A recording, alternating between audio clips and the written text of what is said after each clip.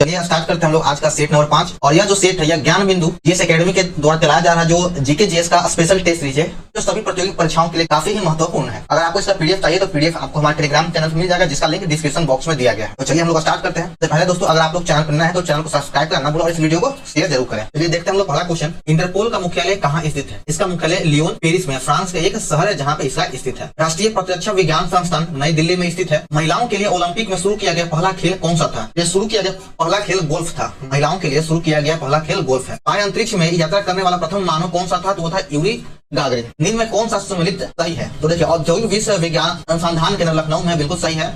भारतीय बागवानी विश्वविद्यालय सोलन हिमाचल प्रदेश में है, यह भी सही है।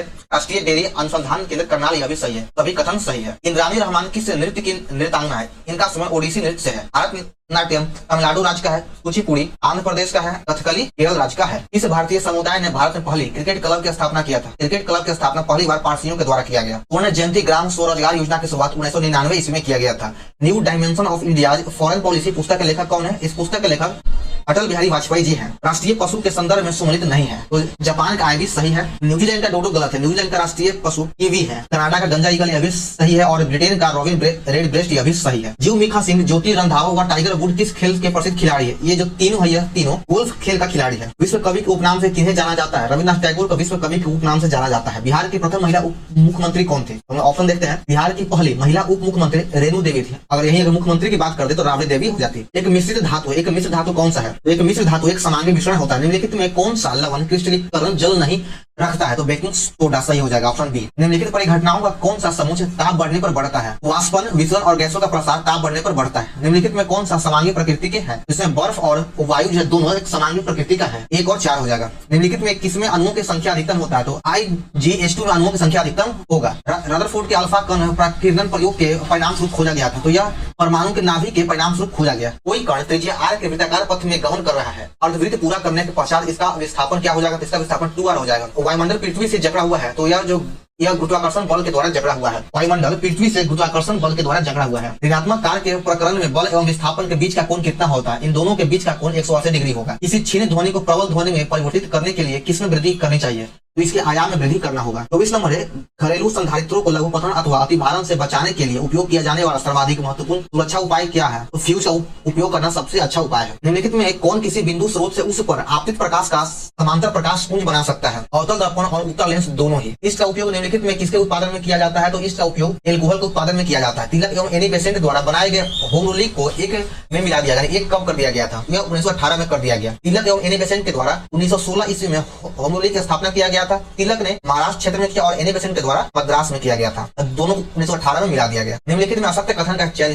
कीजिए। इसमें जैव गैस का प्रमुख अवयव एथेन है और अत्यधिक धुआं उत्पन्न करता है तथा अत्यधिक राख भी शेष बच जाता है, यह कथन गलत है। तो सही सी हो जाएगा। चीनी को एल्कोहल में परिवर्तित करने का प्रक्रम क्या कहलाता है? यह फर्मेंटेशन कहलाता है। निम्नलिखित में से कौन से समूह में केवल जैव निम्नकरणीय पदार्थ है? यह हो जाएगा फलों के छिलके, केक एवं नींबू के रस, ऑप्शन सी बिल्कुल सही है। निम्नलिखित में से कोई एक चुनिए जो राइबोसोम के बारे में सच नहीं है। ऑप्शन देखते हैं। 2 उप इकाइयों का बना होता है, यह सही है। पॉलीसोम का बना होता है, यह भी सही है। mRNA के साथ जुड़ा होता है, यह भी सही है। प्रोटीन संश्लेषण में इसका कोई योगदान नहीं है, यह बिल्कुल भी गलत है, यह पाप है भाई लोग, क्योंकि राइबोसोम को प्रोटीन का फैक्ट्री कहा जाता है, तो योगदान कैसे नहीं होगा? इसलिए ऑप्शन डी सही है। घरेलू मक्खी को वर्गीय संवर्ग के किस गण में रखा जाता है? इसे डिप्टेरा में रखा जाता है। 33 नंबर में सूची 1 और 2 को मिलान करना है। एक तरफ पादप है, दूसरी तरफ वर्ग दिया गया। इरेमाइडोमोनास सवाल से हो जाएगा साइकस जिम्नोस्पर्म।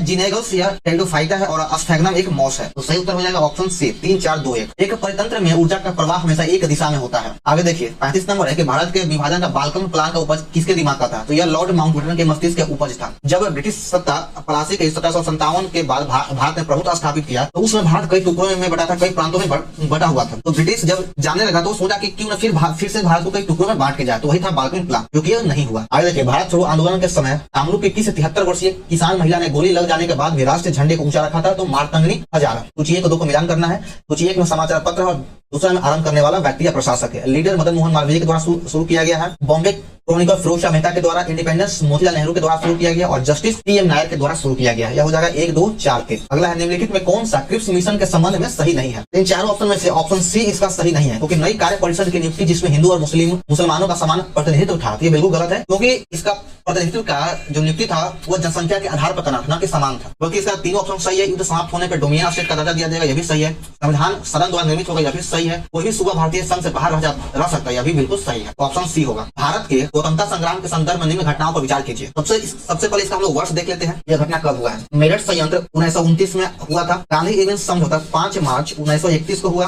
5 मार्च 1931 को। मैकडोनाल्ड का सांप्रदायिक पंचायत 16 अगस्त 1932 को हुआ। ये तो क्रम वाइज है, 29, 31, 32, तो 1, 2, 3 हो जाएगा। किसने कहा गांधी जी भारत में स्थित उपनिवेशी सरकार के अच्छे पुलिसमैन? यह कथन एलन विक्सन का है। ऑप्शन डी सही है। एलन विक्सन ने ही कहा था कि गांधी जी भारत में स्थित उपनिवेश सरकार के अच्छे पुलिसमैन हैं। गदर पार्टी की स्थापना कब हुआ था? गदर पार्टी का स्थापना लाला हरदयाल के द्वारा 1913 में किया गया था। सैन फ्रांसिस्को में किया गया, जो अमेरिका का शहर है। अधोलिखित में कौन सम्मिलित नहीं, यानी कौन गलत है? एक तरफ कांग्रेस का वार्षिक अधिवेशन वर्ष दिया गया, दूसरी तरफ अध्यक्ष दिया गया है। कांग्रेस का 1896 का वार्षिक अधिवेशन के अध्यक्ष रहमतुल्ला सियानी थे और इसकी अध्यक्षता जो था इसका आयोजन कलकत्ता में किया गया था और इसी वर्ष सर्वप्रथम वंदे मातरम को गाया गया था कलकत्ता अधिवेशन 1896 में, जिसके अध्यक्ष रहमतुल्ला सियानी थे। कांग्रेस का 1894 का वार्षिक अधिवेशन मद्रास में हुआ था, जिसके अध्यक्ष अल्फ्रेड वेब थे। कांग्रेस का 1895 का वार्षिक अधिवेशन ये पुणे में आयोजित किया गया था, जिसके अध्यक्ष आनंद मोहन बोस नहीं थे बल्कि एस.एन. बनर्जी थे। कांग्रेस का वार्षिक अधिवेशन 1897 के अध्यक्ष एम.सी. शंकर नायर थे। इसकी अध्यक्षता एम.सी. शंकर नायर ने किया और यह अमरावती में आयोजित किया गया था, जो आंध्र प्रदेश का एक शहर है।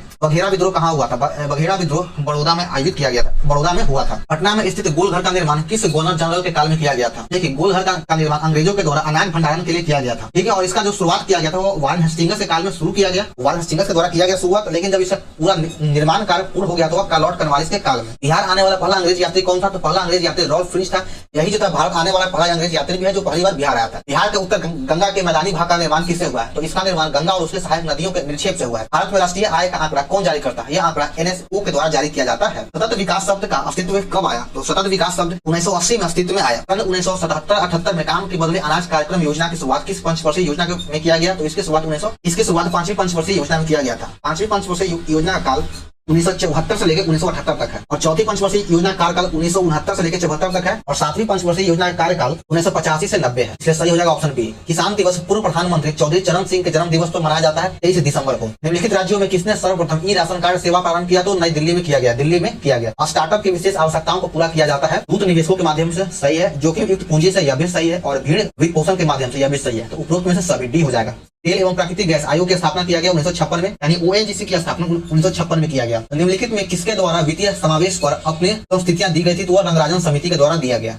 राज्य भविष्य निधि के अंतर्गत सरकार जो मुद्रा आती है उसका जमा किया जाता है। उसको जमा किस में किया जाता है? इसको जमा सार्वजनिक लेखा निधि में किया जाता है।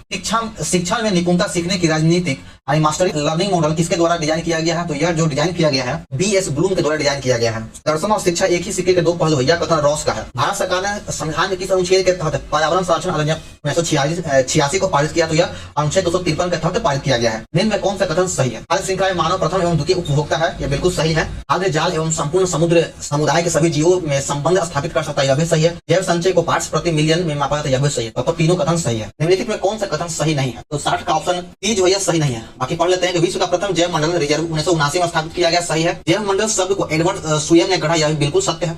भारत का पहला जैव मंडल आरक्षित क्षेत्र सुंदरवन, यह बिल्कुल गलत है। भारत का पहला जैव आरक्षित क्षेत्र नीलगिरी का क्षेत्र है। भारत के 12 जैव मंडल आरक्षित क्षेत्रों को यूनेस्को के विश्व नेटवर्क में शामिल किया गया, यह भी सही है। लेकिन अगर देखा जाए तो कुल जैव आरक्षित क्षेत्र 18 है, जिसको 12 को यूनेस्को में शामिल किया गया है। जीएसटी काउंसिल का मुख्यालय कहाँ है? इसका मुख्यालय नई दिल्ली में है। राज्य सूचना आयोग किस प्रकार की संस्था? यह एक सांविधिक संस्था है जो संविधान के अधिनियम के द्वारा बनाया गया है। भारत के संविधान के भी अनुच्छेद जो जम्मू कश्मीर राज्य में स्वयं लागू हो जाते हैं वह है अनुच्छेद 1 और 370। सर्वोच्च न्यायालय के बारे में कौन से कथन सही नहीं है? यह भारत के नागरिकों को स्वतंत्रता के संरक्षण के रूप में कार्य करता है, बिल्कुल सही है। यह संविधान के संरक्षण के रूप में काम करता है, यह बिल्कुल सत्य है। यह राज्य के नीति निर्देशक सिद्धांतों के रक्षक रूप में काम करता है, बिल्कुल गलत है। राज्य का नीति तत्व संविधान में या संविधान के द्वारा लागू नहीं किया जा सकता या संविधान में वाद योग्य नहीं है। इसे तो ऑप्शन सी बिल्कुल सही है। और इसे राष्ट्रपति तथा उपराष्ट्रपति का चुनाव विवाद की छानबीन करने का अधिकार है, तो यह बिल्कुल सत्य है और यह अनुच्छेद 71 के तहत है। इसके नेतृत्व में रियासती मंत्रालय बनाया गया। रियासत मंत्रालय सरदार वल्लभ भाई पटेल के नेतृत्व में बनाया गया था और इसकी जो सहायता किया था वो वीपी मेनन ने भी किया था। 8वीं अनुसूची के अंतर्गत कौन से कथन सही नहीं यानी गलत है? इसमें भारत की 22 भाषाओं का उल्लेख किया गया है और मूल रूप से इसमें 8वीं अनुसूची में 14 भाषाएं थी, यह बिल्कुल सही है। 21वां संविधान संशोधन 1967 के तहत सिंधी भाषा को जोड़ा गया, यह भी सही है। कोंकणी, मणिपुरी, नेपाली को 71वां संविधान संशोधन 1992 के द्वारा जोड़ा गया, यह भी सही है। मैथिली, संथाली, डोगरी और बोडो को 51वें संविधान संशोधन 2003 के द्वारा जोड़ा गया, यह गलत है। यह 52वां संविधान संशोधन 2003 के द्वारा जोड़ा गया था। चलिए आगे है, किस देश के संविधान से भारत की संघीय व्यवस्था प्रभावित नहीं है? तो यह दक्षिण अफ्रीका से प्रभावित नहीं है, जबकि संयुक्त राज्य अमेरिका, ऑस्ट्रेलिया और कनाडा से प्रभावित है। 68 नंबर है, संविधान के उद्देश्य के संबंध में निम्न कथन पर विचार कीजिए और दी गई कूट की सहायता से बताएं कि इनमें से कौन सही है। पंडित नेहरू द्वारा प्रस्तुत ऑब्जेक्टिव प्रस्ताव अंत्योगतवा उद्देश्य बना, बिल्कुल सही है, और इसकी प्रकृति न्याय योग्य नहीं है, यह भी सही है। इसका संशोधन नहीं किया जा सकता, यह बिल्कुल गलत है। भारत में अब तक एक बार संशोधन हो चुका है संविधान में, 42वां संविधान संशोधन 1976 के द्वारा। संविधान के विशिष्ट प्रावधानों को रद्द नहीं किया जा सकता, यह भी सही है। तो आप 1, 2 और 4 सत्य है, 1, 2, 4 सत्य है।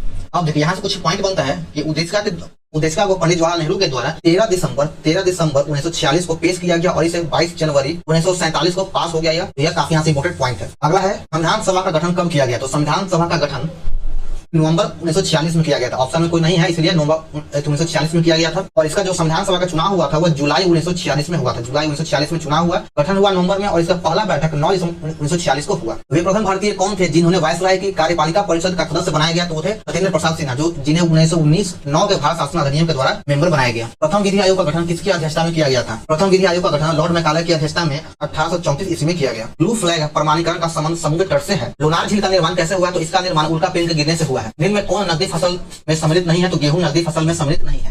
निम्नलिखित में कौन सही क्रम में है? तो यह उत्तर मुगल काल का है। तो इसमें आपका सही कौन सा? तो डी ऑप्शन सही है। पहले जहांदार शाह है, फिर फारूक से हो जाएगा, फिर मोहम्मद शाह, उसके बाद शाह आलम द्वितीय हो जाएगा। उत्तर मुगल काल औरंगजेब की मृत्यु के बाद स्टार्ट होता है। औरंगजेब की मृत्यु 1707 ईस्वी में हुआ था, उसके बाद उत्तर मुगल काल का आरंभ होता है। वैदिक काल के ग्रंथ में किस धातु को श्याम अयस्क या कृष्ण अयस्क कहा गया? तो लोहा को कहा गया है। आदि वराह की उपाधि किस शासक ने धारण किया? तो आदि वराह की उपाधि राजा भोज ने धारण किया। विजयनगर की मुद्रा का नाम क्या है? तो इसकी मुद्रा का नाम पैगोडा है। इस बौद्ध संगीति में अभिधम्म पीठक का संकलन किया गया। अभिधम्म पीठक का संकलन तृतीय बौद्ध संगीति में किया गया था। प्रथम बौद्ध संगीति में सूत पीठक एवं विनय पीठक का संकलन किया गया। बौद्ध ग्रंथ में 3 पीठक है, सूत पीठक, विनय पीठक, अभिधम्म पीठक। शासन जनता के समर्थन पर आधारित होना चाहिए। दिल्ली सल्तनत में सर्वप्रथम इस सिद्धांत का प्रतिपादन किया गया था जलालुद्दीन खिलजी के द्वारा।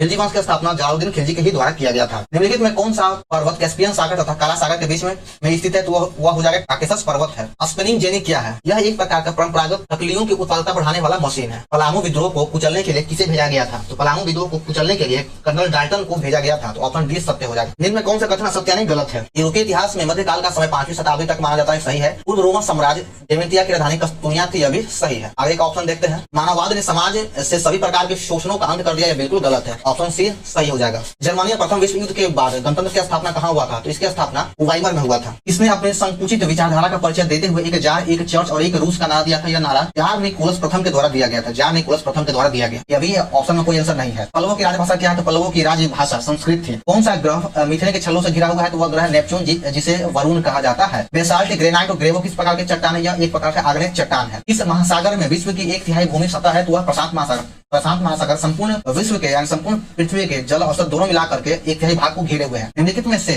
नदियों का कौन सा जोड़ा सबसे पहले जोड़ा गया था? तो वह था गोदावरी और कृष्णा। ऑप्शन सी हो जाएगा। निम्नलिखित में कौन सा शास्त्रीय नृत्य अपने वर्तमान स्वरूप में मुगल परंपरा से प्रभावित है? तो है कथक, जिसका संबंध उत्तर भारत से है। मोहिनीअट्टम केरल का है, कथकली भी केरल का है, भारतनाट्यम तमिलनाडु का है। असम में स्थित बराक घाटी किस लिए प्रसिद्ध? बराक घाटी चाय की खेती के लिए प्रसिद्ध है। तिपाई मुख बांध का विवाद किन दो देशों के बीच में? इसका विवाद भारत और बांग्लादेश के बीच में है। तिपाई मुख बांध यह बराक नदी पर स्थित है। बराक नदी पर स्थित है मणिपुर में। निम्नलिखित में कौन सा कथन असत्य है? इन चारों ऑप्शन में से ऑप्शन बी गलत है। गुजरात राज्य में काली मिट्टी का सर्वाधिक विस्तार, यह गलत है। काली मिट्टी का सबसे अधिक विस्तार महाराष्ट्र में है। इस राज्य के कोरापुट जिले के पंचपटमाली में एशिया की सबसे बड़ी बॉक्साइट खान स्थित है। तो यह बॉक्साइट का सबसे अधिक बड़ा खान है, यह ओडिशा राज्य में है। भारत निम्न में से किस देश के साथ लंबी सीमा साझा करता है? ऑप्शन के अकॉर्डिंग चीन हो जाएगा। यह भारत के साथ 3488 किलोमीटर की सीमा का साझा करता है। अगर ऐसे देखा जाए तो सबसे अधिक सीमा बांग्लादेश से है, जो है 4096 किलोमीटर। नेपाल के साथ है 1751 किलोमीटर। पाकिस्तान के साथ 3323 किलोमीटर है और म्यांमार के साथ 1643 किलोमीटर है। अगला क्वेश्चन है, कंप्यूटर निम्नलिखित में कौन सा कार्य नहीं कर सकता है? तो कंप्यूटर अंडरस्टैंडिंग के कार्य नहीं कर सकता है। क्वेटी कीबोर्ड में कुल कितनी कुंजियां होती हैं? तो उसमें 104 कुंजी होता है। निम्नलिखित में किस मंदिर को यमनिका तीर्थ भी कहा जाता है? तो यह जगन्नाथपुरी मंदिर को कहा जाता है, जो उड़ीसा राज्य में स्थित है। चलिए हमारा सेट नंबर 5 यहाँ पे समाप्त होता है। तो आप लोगों को वीडियो कैसा लगा कमेंट करें, लाइक करें और चैनल को सब्सक्राइब करना ना भूलें और इस वीडियो को ज्यादा शेयर करें। तो चलिए मिलते हैं फिर हम लोग नेक्स्ट वीडियो में। जय हिंद।